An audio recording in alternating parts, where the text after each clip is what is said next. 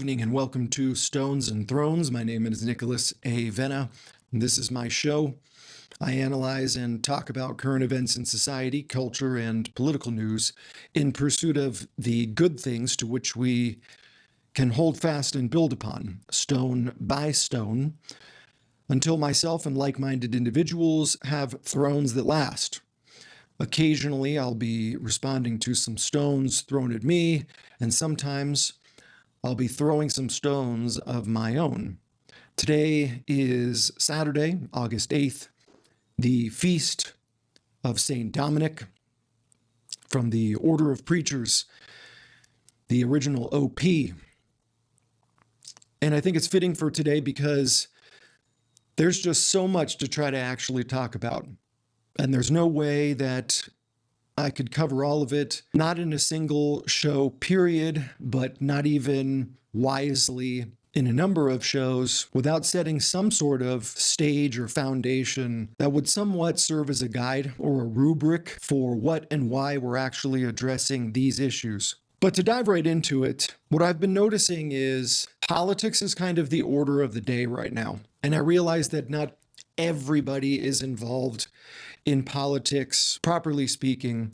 There's a lot of forms of entertainment out there, and people are consuming a great deal of information from a great number of sources. But when I say politics is the order of the day, in terms of people who have chosen to direct their lives towards something that they find to be meaningful or otherwise contribute to the state of things around them or contribute to the environment or communities that they live in, or take action as regards the circumstances under which they're trying to live and operate and carry out a normal life. Single people, but also couples, dating couples cohabiting, or married with children. It does seem to be the order of the day, politics that is, seems to be the order of the day for those of us who have a sense that things are not really going the way that we would want them to go. From a big picture perspective, when we look out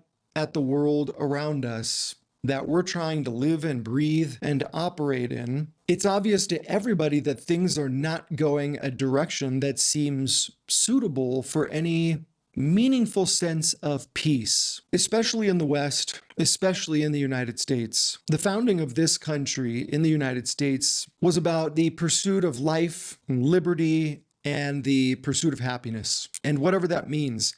And there was a foundation set forth.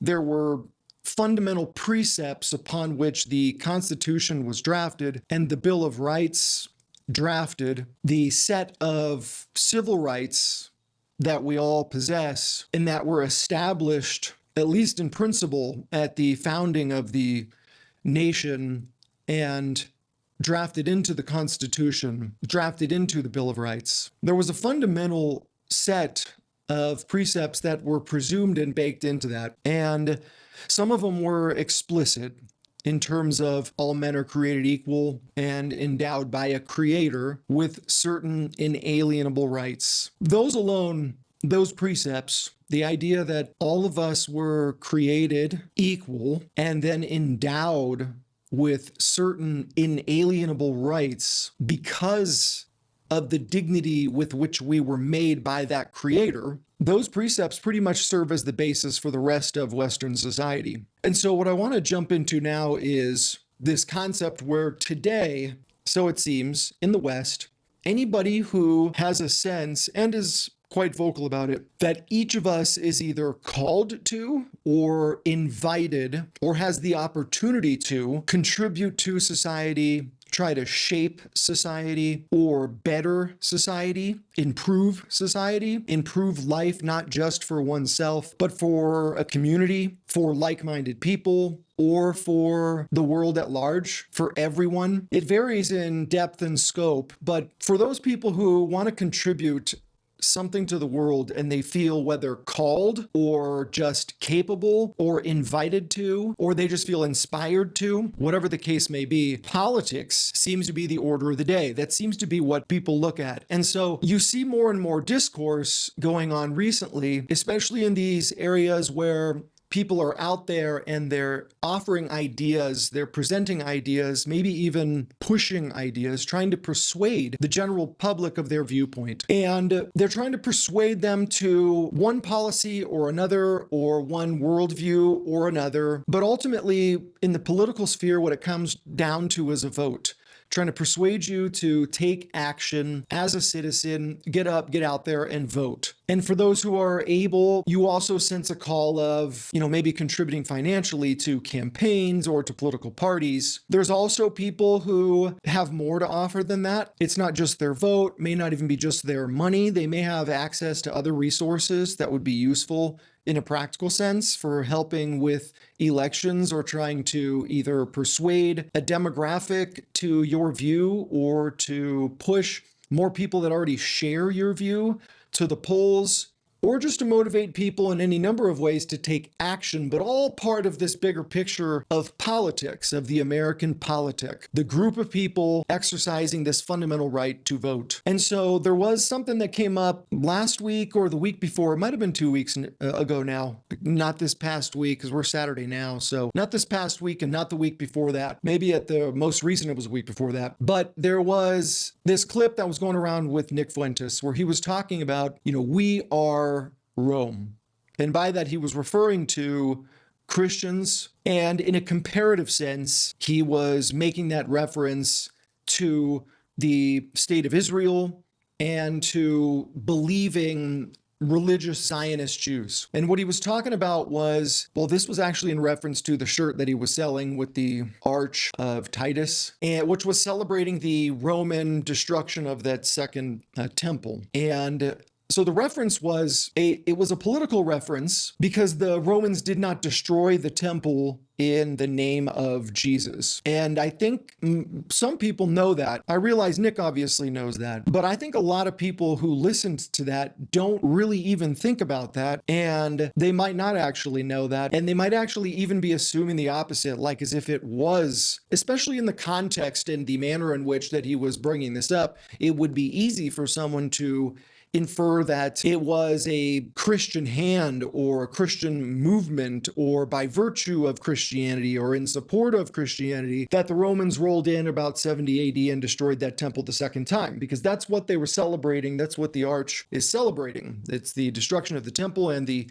taking of the valuables that were contained within it, bringing back to Rome the bounty of that battle. And the reason why it's important that a lot of people miss this, and it's connected all the way back to the first couple of shows that I did. So as much as I look back on a lot of them, and I wish I hadn't even done them for a number of different reasons. I even think about deleting them. But for anybody who followed all the way along, or maybe in the future who might follow all the way along, these things cannot be disconnected. You can't disconnect these political concepts and these things that are taking place in a political environment and then the religious one. So today, when, as in the present era, the last couple of weeks, when Nick Fuentes is talking about the destruction of the temple and the we are Rome, we are Jacob, and the old Israel, the ethnic and religious Jews of that time, became a form of Esau, the alienated older brother who gave away his birthright for a lack of appreciation for its significance and value, and for so little, gave it away for so little. So I'll just have to assume that you're somewhat familiar with that story and that you'd look it up, because I'm talking about Nick Fuentes's comparison here. And then somebody else, this other guy, I don't remember who it was, but Will Sexton did actually a really good job of showing the side-by-side clips. So you can look that up if you want to see who it was and what they said. But basically this guy was like, and the Romans, and where are they at now? And Nick was saying, us, we are the Romans, and this association with Christianity. And here's why this matters right now, because this energy that's moving in especially the United States, I'll just say for sure the United States, this energy that's moving, these things are being coupled. This concept of Christ as King is being coupled with political motivation and political energy, political inspiration. And it's not just as it relates to Republicans or even the followers that would be in support of Nick Fuentes or the Groiper armies that are out there, or even the Jews, the Zionists in particular, who see a religious connotation to the things that are taking place in these modern times. And frankly, there is something religious taking place. That could not be doubted. In fact, I believe so many people fail to consider the significance, especially Christians. I guess I'm probably even primarily referring to Christians and Catholics, but who fail to consider the significance that there is even a state of Israel.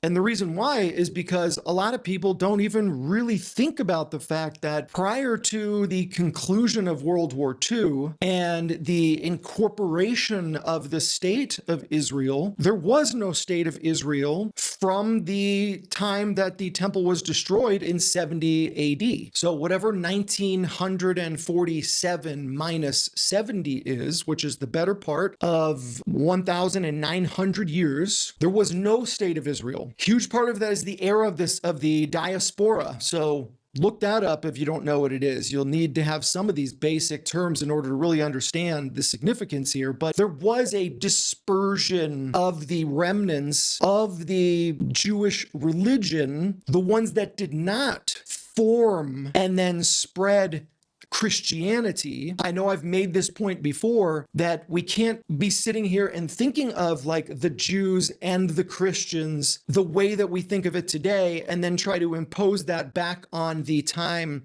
that Jesus was walking the earth, or even in the proximate aftermath of his death and resurrection. Because what takes place in the book of Acts, where Peter has his vision and then it becomes known and accepted that the call to salvation extends beyond just the ethnic Jews, beyond just the Hebrew-speaking people, so broader than just the ethnic Jews, all 12 tribes, and to the Gentiles, which was basically the Roman world, a pagan world at that time. And obviously, Paul, the one who's opening up all these churches, is not just a Hebrew speaker. He's not just a Jew, properly speaking, because he is from the line of Judah. His name is Saul. He's named after the first king of Israel, which is an indication that is his bloodline, but he was Pharisee, a very learned and zealous Pharisee. And obviously, for the people who know, he was persecuting the Christians. He had his conversion. So I don't want to get too sidetracked by all these things, but there does have to be some basic knowledge if you're going to understand what I'm going to be talking about. You have to have a basic knowledge of these Christian origins, because today what's happening is, in the significant context of now you do have a state of Israel, which was not mandated to be even in that region, by the way, or under that name, okay? So prior to World War II, and certainly prior to its conclusion, but even prior to World War I, in the late 19th century, at least, maybe even sooner, you did have ethnic Jews scattered throughout the known world at the time who had understandably and expectedly designs for a nation. And I don't think that people understand the value in that, because what it means was, from the time of Jesus's death and then the 35 years later destruction of that temple, there was an identity for that tribe, the tribe of Judah, the Jews, the actual line of kings, that they more or less maintained. But they definitely stuck together ethnically, and they continued to form and had to redevelop a new kind of religion and set of doctrines, because the old one was centered around offering sacrifices at the temple. They no longer had a temple, but they otherwise stayed together organizationally and persisted through the centuries and had designs to form a state again, which was not inconsistent with where they were and what they were doing at the time that Jesus was born to begin with. And that'll spider into the whole gospel, so I'm trying to be careful about not going off on too many tangents, but my point is, a lot of people do not understand the significance of They're ending up being a state of Israel at the conclusion of World War II. And they also don't realize that while they were looking for, that is, Jews scattered throughout the West and even the New World, were looking for a geographic location to incorporate and call their own and build a nation. And they were not just looking at what is modern day Israel. So there is even a bit of irony in the fact that today, presently speaking, like these past several months, you have Zionists even in the Oval Office who are talking about the promise that God gave them for the promised land, almost with a complete and total disregard for the fact that a number of the original, what would be founders of the state of Israel, who were looking to form a state for the Jews, for their own nation, were not even necessarily committed to doing it in the Middle East, in that geographic location, nor were they committed to calling that state Israel. All of that is not just peripheral data that is not significant. It is very significant because what it does do is call into question the real sentiment or the real beliefs behind today, what is just kind of a massively accepted concept that all of these Zionists believe in the promises of the Old Testament.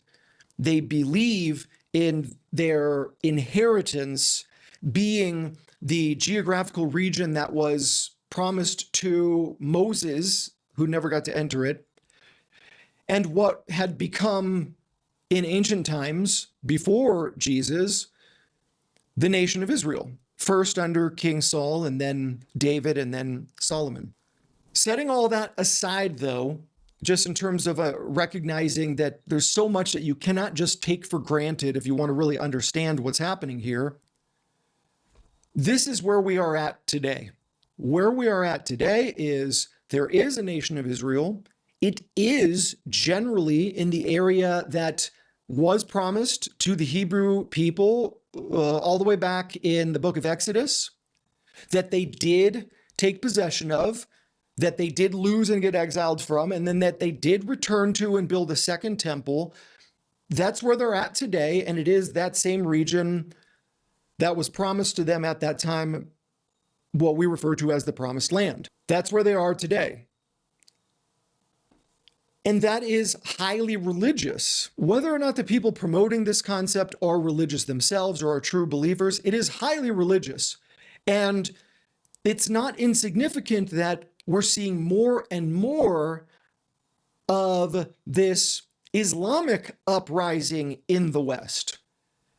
And not just an uprising in terms of unrest or rioting or revolt or revolution, but a rising up in a successive sense where they're taking political power in the West in small pockets, more and more and less, more and more of them, and less small. There's this rise of Islam, and it's also becoming more and more overtly religious.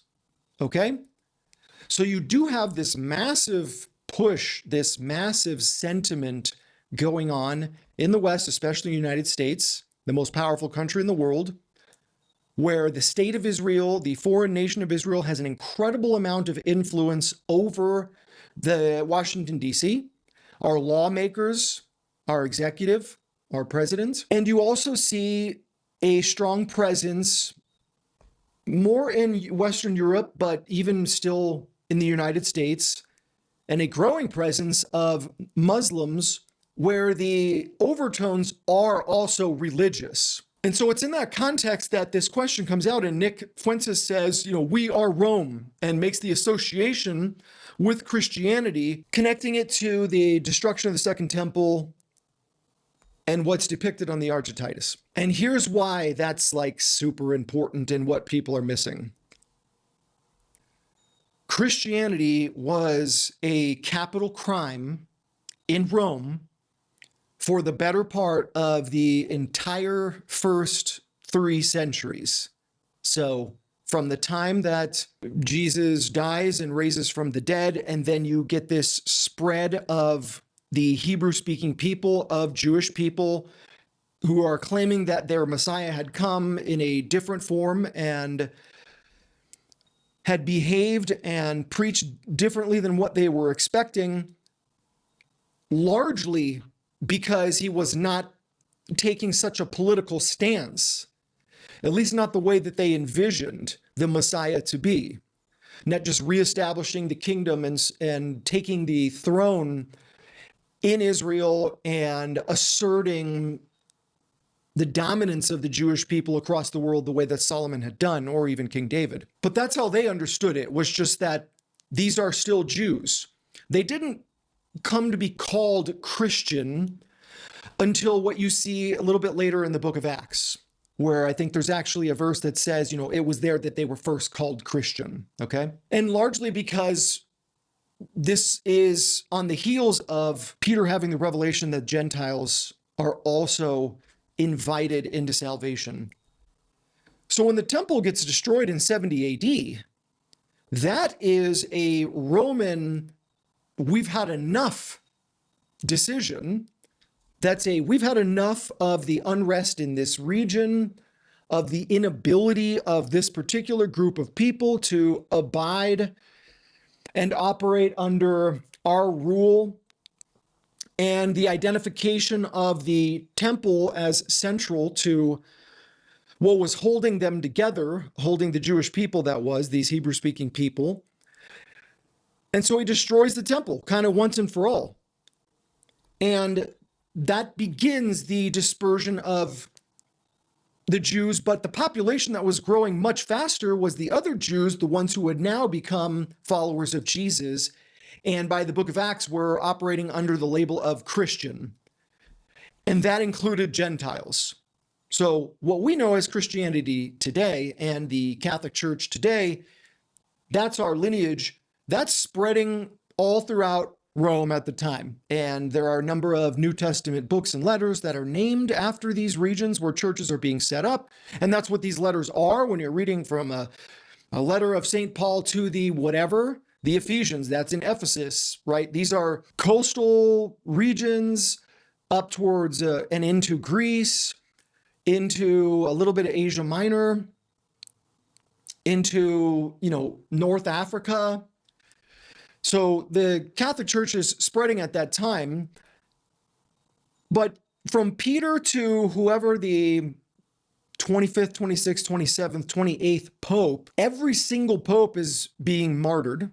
So becoming Pope, getting elected Pope, was basically a death sentence all the way into the tail end of the 3rd century. So the late 200s, 290s, and so on. It wasn't until that time that maybe the first Pope dies of some cause other than martyrdom. So the idea, when we look back and we say we are Rome, we are not talking about the political and military power that existed at the time of the destruction of the temple. And that on its own is important, but even more important than that is, well, what were we doing?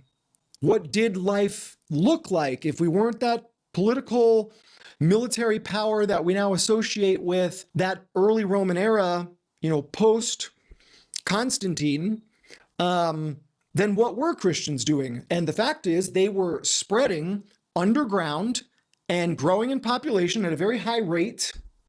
The period from 30 AD to 100 AD, which is considered the apostolic foundation, the apostles opening up and founding these churches, and the conclusion of the life of St. John, who was the only apostle not to be martyred, who died somewhere around 80 AD. So we're looking at this period of 30 to 180. And at that point in time, in that foundation, you're talking about a population of roughly 1,000 to 10,000 Christians. So that's what we approximate. That's a guess based off what was known, because of course the church was operating underground there was persecution from the ethnic Jews who did not follow Jesus. Those ethnic Jews who did not follow Jesus persecuted the Jews who did follow Jesus, and also persecuted the Gentiles who followed Jesus and became known as the Christians. So it was operating underground, and you're looking at maybe 1,000 to 10,000 population in that first 33 AD to 100 AD, so the first roughly 70 years. You had an expansion and this upward trajectory of a population from 100 AD to about 200 AD, still under persecution, where being a Christian is capital crime, a crime punishable by death, where Rome is still a pagan society, worshiping multiple gods and all sorts of different religious practices and rituals. And it's believed that the population expanded in that 100 years to as much as 200,000. And this was believed to have been broken up by the year 200 AD into as few as 500 or as many as 1,000 members per 200 to 400 different towns across the Mediterranean. So we would understand it today as basically the concept of somewhere between 200 and 400 churches, and each of those churches having roughly 500 to 1,000 members. But it's super important to understand that it's nothing like today when you would envision this, because you would be envisioning a central location, a physical structure, a building that's a church, and a congregation of 500 to 1,000 that are all getting together in a sort of public way, the way that they do today. And it just would not have been like that. They might have had structures in some of these, but it would have been towns. It really would have been towns, like actual regions where there's as many as 500 to 1,000 members of the Christian faith in each of these 200 to 400 different regions, still living under persecution. What's considered this transitional point, or what a tipping point, is from 200 AD to 300 AD. By this time, the estimates are that something between 2.5 and 6 million citizens of the Roman Empire at that time were professed and practicing believers in Jesus Christ, who were organized under the apostolic succession, meaning the bishops who had been appointed by an apostle, or by 200 to 300 AD by a bishop who had been appointed probably by a bishop who at some point had been appointed by an apostle who had been consecrated as a bishop and was validly ordained. Something between 2.5 and 6 million of them in the Roman Empire by the latter part of the 3rd century. So something between 201 AD and 299 AD. And this represents roughly 10% of the population of the Roman Empire. So if the Roman Empire was something between 25 and 60 million people, then the Christians had made up something between 2.5 and 6 million. During this time that it was growing rapidly and expanding, and all the way up to the latter part of the 3rd century into like the 280s or 290s, the popes are still, every single one of them, being martyred. So they are running the church, holding the office that Peter had as the prime, the bishop, and who had primacy over the other bishops, but otherwise operated in his region the way that the others did. They had an organization. They had obviously formed their lines of succession. They had formed their authoritative structure. So this is the seminal institutional church.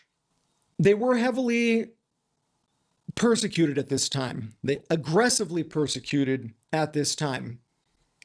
And it was in this, 201 to 299, that was when they started attracting more than just the poor, or kind of the outcasts or the fringe of society, and not in a geographic sense, but from positions of power or political significance or influence. People who would have been notable or of consequence in the regions that they lived, who would have been integrated into Roman society, Roman culture, and the pagan practices and rituals of Roman paganism.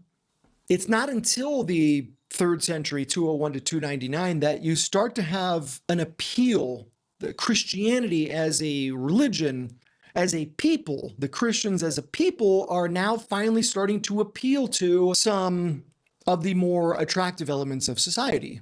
More successful people, maybe more wealthy, more industrially or industrious, more established, maybe even more dignified bloodlines and families, just creeping into higher society. And so I would want to call your attention to some of the things that Nick Fuentes talks about today from a very political perspective about what he really wants, what he is working towards. The message he's trying to spread is largely for the attraction of and to retain the best and the brightest. There's this push to attract more of the best and the brightest. People who are really go-getters, who are innovative, who are inspiring, who are successful, who are more wealthy, who are more inclined to take initiative, to look at somewhat of a seminal movement, even though it's now, a decade old, but look at this movement and with an eye for organization, putting together a more broad strategic approach.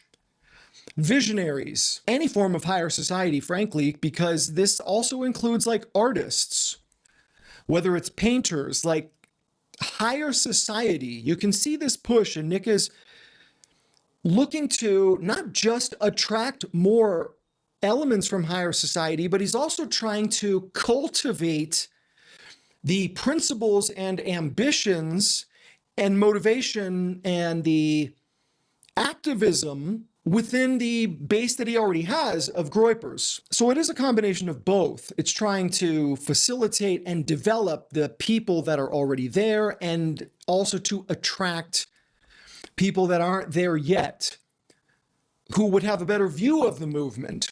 And so you can see this theme, which is perfectly reasonable and necessary for politics and for political aspirations. So you're looking at that process back in, ancient history, 3rd century. That's just starting to happen in the 201 to 299 AD. And so that's who's becoming your group of Christians and who are going to precede Constantine. So that's a good place to kind of pause, to help understand the we are Rome is not the we are the Rome that rolled in with power and might and destroyed the temple in 70 AD. The we are Rome is more a reference to Christendom, the age of civilization from Constantine pretty much forward that enabled and promulgated the spread of Christianity and made it the dominant worldview and political power and religion in the West. And we'll pick up from here next time. Thanks for watching, and peace out.